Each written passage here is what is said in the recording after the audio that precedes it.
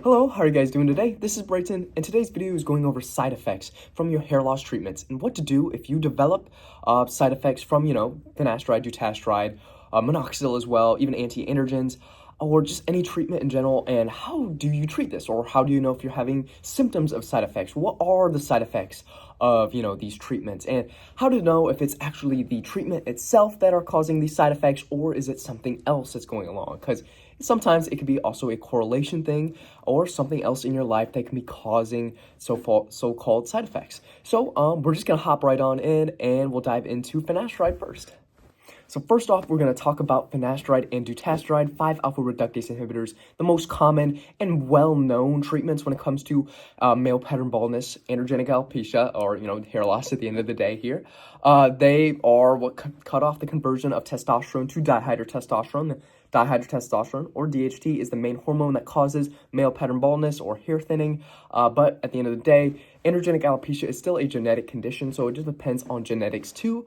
But the main hormone here we have to worry about is dihydrotestosterone. That was what causes, male pattern baldness, but it also causes, secondary male characteristics during puberty. But it just seems that the hormone isn't really important really for the body after puberty. It just kind of helps grow body hair more maybe, and yeah, that's kind of about it. It doesn't really do much after puberty, but it is very important before puberty and during puberty in the adolescent stage for secondary male characteristics. Now, the main side effects when it comes to finasteride and dutasteride is going to be probably libido as the most common, especially when it comes to finasteride in the clinical trials, and dutasteride as well, but not actually as prevalent as finasteride. For finasteride, I believe, has more studies on it and research backing it. Now, libido being the most prevalent side effect in these trials doesn't mean it is common whatsoever. It is a very small percentage still out of the just contributors in general.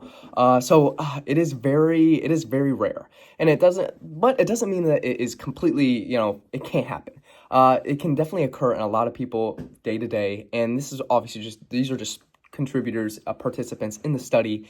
There could still be a wide array of people living their day-to-day lives using finasteride that may have libido problems. Now, what does it come down to? It doesn't really come down to dihydrotestosterone, though. It comes down to androgen balance as well as estrogen balance. So how high is your testosterone and how high is your estrogen? Like, what are the balances here? Is testosterone too low? Is estrogen too high? Is testosterone too high and estrogen too low? Now, some people may think having too high testosterone and low estrogen is a good thing, but not really. For if you have too low estrogen, you're not going to be able to maintain an erection, or you're not going to maintain really much sex drive to begin with. You need to make sure your estrogen is somewhat balanced and not in the gutter. For, estrogen is very important for, balancing sex drive, having a proper running cardiovascular system, and estrogen is neuroprotective as well. And testosterone is very important too for sex drive, but estrogen is still very important. And if your estrogen is too high and your testosterone is too low, it is going to be obviously pretty much no sex drive to begin with, and there can be some problems with that as well. So it kind of just makes sure things are at a balance here, and it just kind of depends on how your body reacts to androgens. And if you are scared of these side effects, or if you are experiencing libido side effects, definitely get blood work and endocrine panel when it comes to your testosterone levels, free testosterone levels, and maybe your E2, your estradiol, and all kind of like those panels in general, just to get them checked out. If you are just experiencing side effects, maybe I would definitely recommend that, and obviously talk to your doctor. I am not qualified to go out and tell you this. You have to talk to your doctor first. These are just kind of, I guess, words of advice, I guess you could say, or just for entertainment purposes only. But yeah, anyways, those are kind of the main things to look at here. And I guess we'll throw in as well that psychological problems also affect your libido too. For, your nervous system kind of dictates your endocrine system in general. So, it is very important to make sure, psychologically you're all there as well, and it's probably not an endocrine problem. It's most likely sometimes a psychological problem too. So yeah, but that will trail off into, I guess, another segment of finasteride and dutasteride, and how they may cause depression or anxiety, or they're labeled to. Now, I guess this kind of throws into, I guess, more of a controversial subject here. For correlation isn't always causation here. And I'm not saying that finasteride and dutasteride cannot cause depression and anxiety, but a lot of things do. And almost everything in this world will cause anxiety and depression. Not only are there genetic factors, environmental factors, but you can't just pin anxiety and depression or any type of psychological disorder or any effect in general down to one thing. There are so many things that come into these factors here. You can't just pin one thing to be, that is causing all these problems. Like I said, correlation is not causation here. But I could be wrong. I'm just saying that keep the doors open for there are many different factors that come into play when it comes to psychological conditions and your mental health too. So if you believe that your depression, anxiety is being caused by finasteride or dutasteride or any of these treatments, then may talk to a doctor or look into it yourself. And obviously, you want to put your mental health first here. Now, a pretty common side effect that I hear from, or just anecdote in general that I hear from, definitely a very fear-monger thing would be gynecomastia or gyno. Now, what is the mechanism behind gynecomastia? Well, this is gynecomastia right here. And how would something like finasteride or dutasteride really cause gynecomastia? Well, it's typically from having an estrogen-dominant kind of endocrine panel here. If you have completely crushed testosterone or just not much androgenic activity in the body and you just have a very estrogen-dominant just kind of panel, as you could show in blood work, for example, then maybe something like gynecomastia could be possible. But there are many factors that play in here, and it's like there are many lifestyle factors, genetics, and it's now the chances of finasteride and dutasteride causing gynecomastia, I'm not going to say it's off the table. If anything, it's a lot of fear-mongering at the end of the day. For example, I got puberty-induced gyno around 14, 15 years old. And when I first started working out, it got better, like when I was 16 to 17, and my nipples got like smaller. But like when I started finasteride dutasteride, I didn't develop any worsening gyno symptoms or nothing flared up. Nothing was like they weren't more sensitive than usual, and it shows that I'm genetically prone to gynecomastia. But even when I am on an extremely high dose of dutasteride, I am on 2.5 milligrams of dutasteride daily, I still don't have any gynecomastia development or anything like that. I'm on the strongest 5-alpha reductase inhibitor, and I am genetically prone to gynecomastia. So, I mean, obviously, that's just my anecdote. I can't just speak for everyone, but the chances of that are very low, and it's most likely another factor in your lifestyle factor. Like I said, correlation doesn't mean causation here. But if you're worried about that, check in the blood work and talk to your doctor. So that is just my 2 cents on it. So yeah.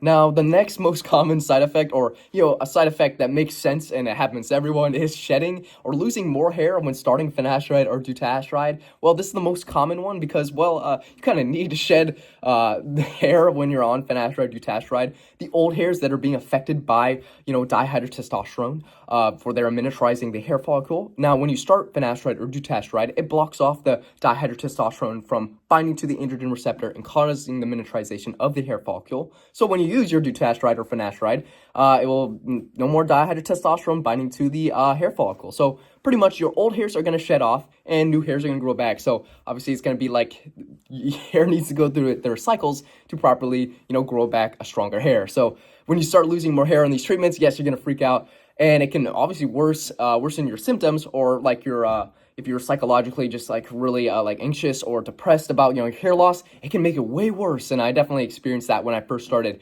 finasteride and even dutasteride as well. When I first started finasteride when I was like 18, I noticed a lot of hair loss or just like shedding, and I was freaking out. But it got better with time, and even I had a minor like libido problem at first, and I look back and it's most likely just it was a psychological. I was just like psyching myself out, had a lot of fear mongering coming in, people telling me or like looking things online, and obviously I was not as educated as I am now on finasteride and 5-alpha reductase inhibitors, so I was just kind of freaking out, and I kind of accepted it at the end of the day. But once my hair got better and thicker, I got more confident, but I do have pretty aggressive androgenic alopecia before I started balding around 14, or noticing symptoms until I was around 14, 15. And so I have very aggressive androgenic alopecia, so I had to move up to dutasteride. And when I first started dutasteride, I experienced some really bad shedding, especially like, and just like that, it was the worst with dutasteride, I think, in my opinion. But I noticed the best results with dutasteride before I grew back way thicker and more dense hair, and I'll show some before and afters here with, dutasteride and, even Minoxidil as well. So that just kind of shows that, like, you need to go through the shedding phases. It's pretty common. Kind of to trail off the minoxidil thing, though, minoxidil itself does have some side effects. For example, the topical minoxidil, less side effects than oral minoxidil, for oral minoxidil has its cascade of side effects, which I have another video on. I'll kind of like link that. We won't go into that today. But topical minoxidil can have its side effects. For example, I have scalp irritation from minoxidil. It's most likely the carrier in the oil itself that I put on my head, and I get some dandruff from it. And it kind of is annoying, but you know, at the end of the day, I can still manage my dandruff pretty well, and you know, I'm able to you know, manage the side effect from topical minoxidil. And I think just topical minoxidil in general, it's kind of something you have to stay on for life to keep your hair, you know, sadly, it's just something you have to stick to for your hairs are reliant off that topical minoxidil.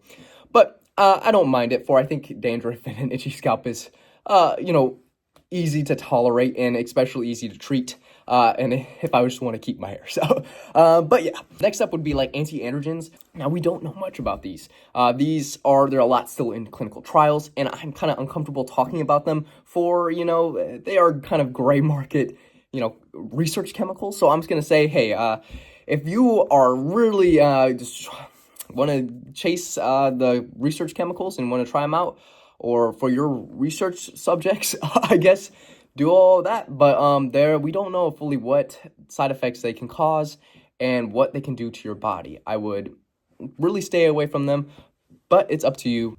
Now, the point of this video boils down to, I guess, one question that I guess falls on you. How important is your hair to you? Is it worth all the sacrifices? Is it worth all these treatments? Is it worth all this information that you have to learn about when it comes to, you know, the side effects that may occur from using something like a 5-alpha reductase inhibitor, or, you know, all the fear mongering that goes around for these, you know, these treatments? Is it important to you? Is your hair important enough for you, of who you are, your identity, the confidence you may have from your hair, how you want to express yourself with your hair, and how your hair makes you? Is it that important to you? And is it worth the sacrifice that may, you know, or just the troubles you may have, you know, these side effects that may occur from first starting treatment, you know, some psychological stress that may occur from starting these treatments, and just being stressed about your hair in general? Is it really worth it? It's up to you. And obviously, it is your decision. And if you want to put in the work and knowledge and learn and make sure you get the knowledge of, I want to keep my hair, so I'm going to learn about it as much as possible and manage the side effects and just learn the most I can so I can deal with these side effects. And even if I have to sacrifice some things, as long as I can keep my hair, and it could keep me who I am, for your hair makes you, for it can make you. It doesn't mean it is you, but it just kind of depends on, you know, your character at the end of the day. So, food for thought. I guess I'm not going to push on these treatments that you have to take them. But if you really want to keep your hair, I recommend, and you should talk to your doctor. So, at the end of the day, I hope you guys enjoyed. And if you have any more questions or anything, if I'm wrong about anything, feel free to leave in the comments down below. Yeah, I think that's all. Thank you for watching, and I'll see you guys later. Bye.